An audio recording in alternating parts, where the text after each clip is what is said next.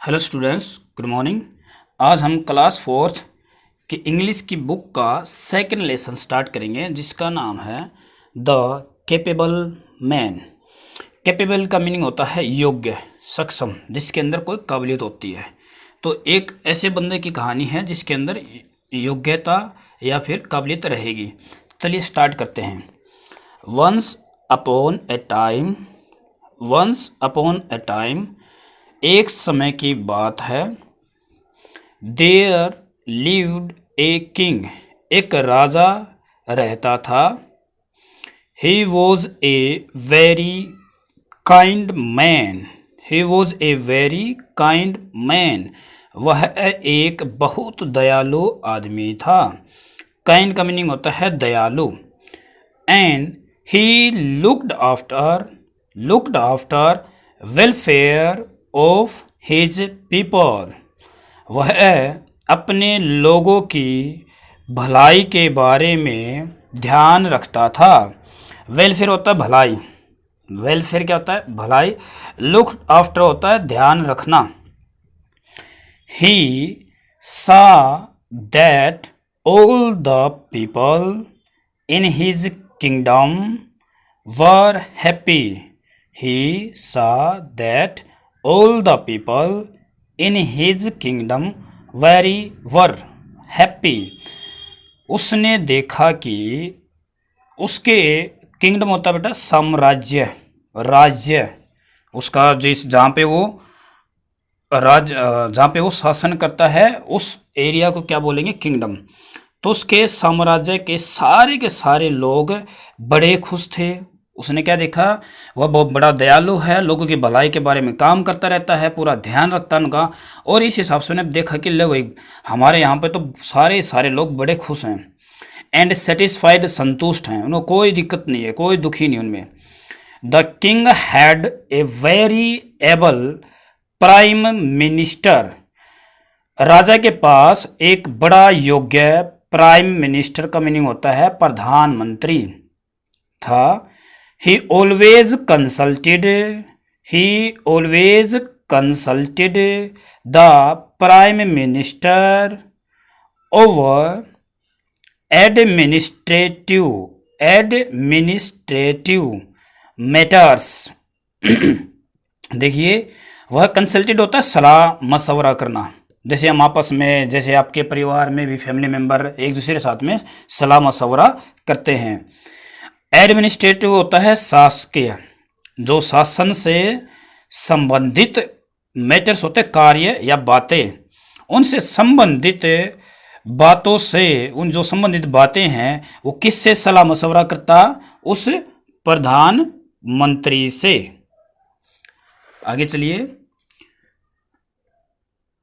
Age years went by, कई साल बीत गए। एज ईयर्स वेंट बाई, कई साल बीत गए।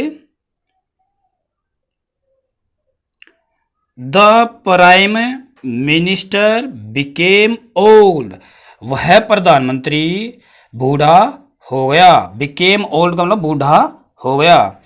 And the king began to search for another one, और राजा ने किसी दूसरे की तलाश शुरू कर दी। अनदर वन का मतलब किसी दूसरे प्रधानमंत्री की शुरुआत, उसको ढूंढना, उसको खोजबीन करनी शुरुआत कर दी उसकी।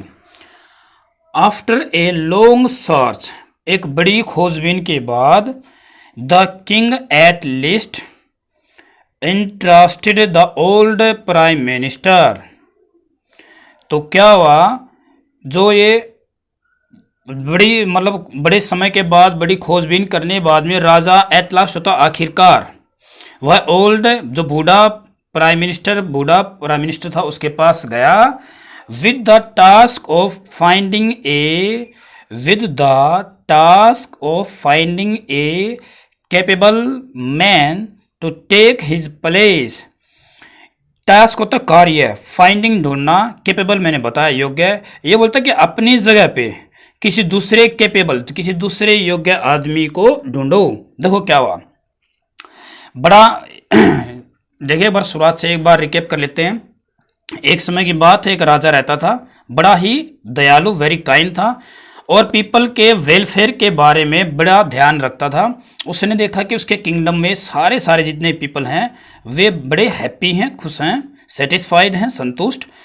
राजा के पास एक प्राइम मिनिस्टर था जो बड़ा योग्य था, बड़ा उसके अंदर बड़ी काबिलियत थी, इसलिए वह जितने भी शासन से संबंधित जितने भी कार्य होते थे उसके बारे में उससे कंसल्ट करता, उससे सलाह करता। तो कई साल बीत गए। अब प्राइम मिनिस्टर क्या हो गया, अपना बूढ़ा हो गया और राजा ने किसी दूसरे को उसकी जगह पे रखने की सोच ली। तो उसने खोजबीन की शुरुआत कर दी लेकिन उसको मिला नहीं कोई। इस कारण से एट लास्ट आखिरकार वो कहाँ चला गया, एक उसी प्राइम मिनिस्टर के पास चला गया जो कि कौन, बूढ़ा हो गया था। उसी से कहा भैया ऐसा है, आप तो बूढ़े हो गए और आपकी जगह पे मुझे दरबार में कोई रखना पड़ेगा, तो आप खुद अपना ही जैसे कोई योग्य अधिकारी, योग्य प्रधानमंत्री को लेके आओ। तो आगे चलिए। The prime minister issued A proclamation. The prime minister issued a proclamation and called a meeting of all the pandits in the kingdom. Called a meeting of all the pandits in the kingdom. प्रधानमंत्री ने एक घोषणा की, proclamation क्या होती है, घोषणा की, और अपने साम्राज्य में सभी पंडितों को मीटिंग में बुलाया।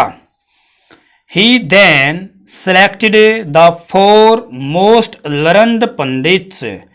उसने उसके बाद क्या किया, सिलेक्ट कर लिया, सिलेक्ट और छाट लिया सबसे अधिक ज्ञानवान, लर्नड पंडित का ज्ञानवान पंडित जी को छाट लिया। कितने थे वो, 4।